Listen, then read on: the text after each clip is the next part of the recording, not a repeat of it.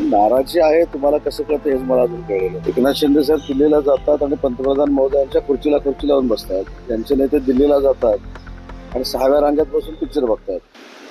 नाराजी आहे तुम्हाला कसं कळतं हेच मला अजून कळलेलं नाही. ते स्वतः दिल्लीला कामाला गेले होते. दिल्लीवरून त्यांनी सांगितलं की ते स्वतः कॅबिनेटला नाही आहे आणि माननीय एकनाथ शिंदे साहेब उपमुख्यमंत्री जम्मूला एका कार्यक्रमाला होते आणि 2 दिवस त्यांनी मुक्काम केला होता. त्याच्यामुळे नाराजी असण्याचा काही संबंधच येत नाही आणि अजूनही काय या गोष्टींची जबाबदारी दिली म्हणजे पालकमंत्रीपद दिलं असं होत नाही. अंबादास दानवेंनी आरोप केलेला आहे की वारंवार एकनाथ शिंदे साहेब जे आहे ते दिल्लीला जातात, त्यांची आता काही किंमत राहिलेली नाही. एकनाथ शिंदे साहेब दिल्लीला जातात आणि पंतप्रधान महोदयांच्या खुर्ची लावून बसतात. त्यांचे नेते दिल्लीला जातात आणि 6व्या रांगेत बसून पिक्चर बघतात. त्याचा खुलासा पहिला अंबादास दानवेंनी केला पाहिजे ना.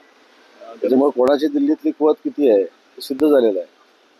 हिंदुत्ववादी सणावर कुठचेही निर्बंध येणार नाही. जे काही नियम आहेत त्या नियमामध्ये सगळं होईल.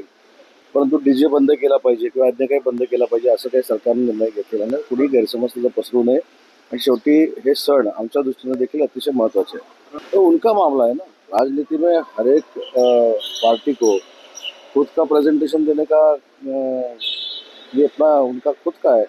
तो डेमोक्रेसी में करते हैं तो वो तो अगर साथ आ जाते हैं तभी भी हमारी सत्ता आएगी स्थानिक स्वराज्य संस्था पे. लेकिन बाला साहब ठाकरे ने क्या इसीलिए शिवसेना बनाई थी कि जिसको कांग्रेस की परमिशन लेना पड़ेगा? वो अभी विधानसभा चुनाव में लोगों ने तो सोच लिया है. अभी स्थानिक स्वराज्य संस्था के चुनाव में भी लोग सोचेंगे क्योंकि जिस बाला साहब ठाकरे साहब ने कांग्रेस के साथ जाने के बाद शिवसेना का जो संगठन है वो बंद करूंगा ऐसी घोषणा की थी. उनके ही बेटे आज कांग्रेस के साथ अलायंस कर रहे हैं. ये बहुत दुर्दैवी बात है. शिवसेनेमध्ये भाजप सत्तेत आली या वक्त्यात भास्कर जाधवांनी तुम्हाला चालाक असा शब्दाचा उल्लेख केलाय. तुम्ही चालाक आहात. धन्यवाद मला सर्टिफिकेट दिल्याबद्दल. पण मी काय बोललो होतो. काय होतं की हल्ली संपूर्ण वाक्यच कोण दाखवत नाही. त्याच्यामुळे आता बोलायचं की नाही हे देखील ठरवलं पाहिजे.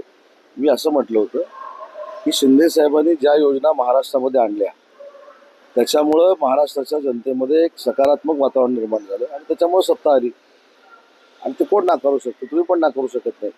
मी असं कुठेही म्हटलं नाही की अशामुळं अशी सत्ता आली की अशामुळं भाजपची सत्ता आली असं कुठेही माझा शब्द नाही. त्या वाक्यामध्ये कुठेही माझा शब्द नाही. त्याच्यामुळे आता तुम्ही जे दाखवाल त्याचा आदर आम्ही केला पाहिजे. त्याच्यामुळे त्याच्यावर काय बोलायचं नाही.